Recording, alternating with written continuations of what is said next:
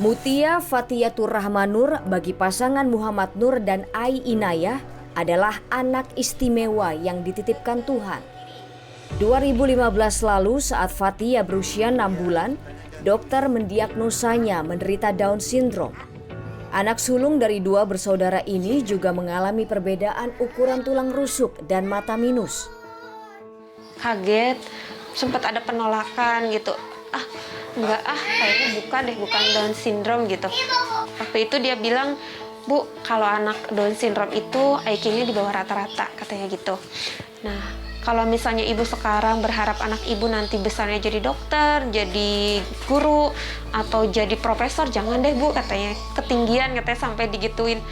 Anak ibu bisa bicara, anak ibu bisa mandiri, udah bisa jalan juga udah bersyukur sekali. Tidak ingin luput dalam kesedihan, Inayah dan suaminya sepakat berjuang menghadapi realita. Pada 2016 lalu dari Tasikmalaya mereka pindah ke Jakarta. Berharap dapat mengakses fasilitas terapi dan perawatan terbaik bagi Fatia. Orang tua Fatia berikhtiar agar sang putri bisa tumbuh dan berkembang seperti anak normal. Mereka sengaja menyekolahkan Fatia ke pendidikan anak usia dini, PAUD Mawar 01, Manggarai, Jakarta Selatan sejak 3 tahun lalu. Metode pembelajaran yang ada membawa pengaruh positif bagi pertumbuhan dan perkembangan fisik Fatia. Sebagai anak dengan Down syndrome, Fatia membuktikan mampu bersosialisasi dengan anak-anak seusianya. Meski ada saja kejadian yang tak mengenakan. Kayak misal lagi main bareng, tiba-tiba ada Fatia, jangan dideketin, katanya bawa virus, terus tiba-tiba anaknya bubar gitu. Dia sih biasanya nangis ya, lebih ke menghindar jadinya.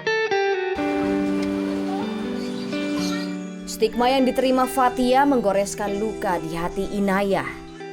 Curahan kasih sayang dari keluarga harus diwarnai perlakuan lingkungan sosial yang tak sepenuhnya bisa menerima Fatia.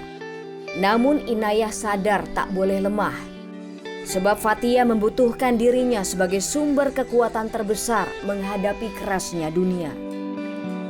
Nanti dia udah besar, dia pasti ngerasa nggak mau dia terlahir jadi anak DS gitu. Apalagi kalau misalnya dia merasa, oh teman-teman ngebeda-bedain dia gitu. Yang saya rasakan segitu sih.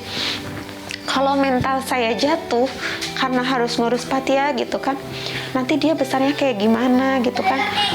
Dari ibunya aja udah nggak diterima, lalu gimana dari masyarakat. Kadang saya situ yang menguatkan saya ya. Kebutuhan anak DS dan kebutuhan anak normal sama. Nah kalau selalu dibullying terus ya nggak memiliki harga diri, dia nggak bisa eksis. Sekolah adalah rumah kedua, tempat mengenyam pendidikan dan membangun rasa kepercayaan diri siswa, termasuk bagi anak-anak Down syndrome. Tenaga pendidik berperan menggali bakat dan potensi anak-anak Down syndrome agar kelak mereka juga bisa berkarya dan berprestasi. Sekolah Luar Biasa Negeri Surakarta menjadi tempat menimba ilmu 200 anak berkebutuhan khusus. Sebanyak 21 murid diantaranya adalah anak Down syndrome dengan jenjang sekolah dasar hingga sekolah menengah atas. Siswa Down syndrome itu adalah siswa yang mampu latih. Jadi semua kegiatan harus dilatih berulang-ulang. Kalau di sekolahan yang mendampingi guru, kalau di rumah yang mendampingi orang tua. Ada lulusan dari SLB Negeri Surakarta yang sudah bisa bekerja. Jadi kemandiriannya ya dari hasil keterampilan itu, misalkan anak di sekolah diajari tentang tata boga, nah itu kita fokuskan ke salah satu bidang yang disenangi anak, sehingga setelah lulus anak itu mempunyai satu keterampilan yang fokus. Sejumlah anak Down syndrome terbukti bisa terampil. Sayangnya stigma terhadap para penyandang Down syndrome acap kali masih terjadi. Down syndrome itu bukan idiot. Kita harus terus mensosialisasikan di masyarakat bahwa dia adalah seorang penyandang Down syndrome. Dia memang lain, dia memang berbeda. Tapi tentunya hal ini tidak bisa dibeda-bedakan. Anak-anak Down syndrome punya mimpi. Sebagian dari mereka mampu menorehkan prestasi dan berkarya. Lalu bagaimana peran negara dalam mewujudkan asa anak Down syndrome agar mampu berdaya?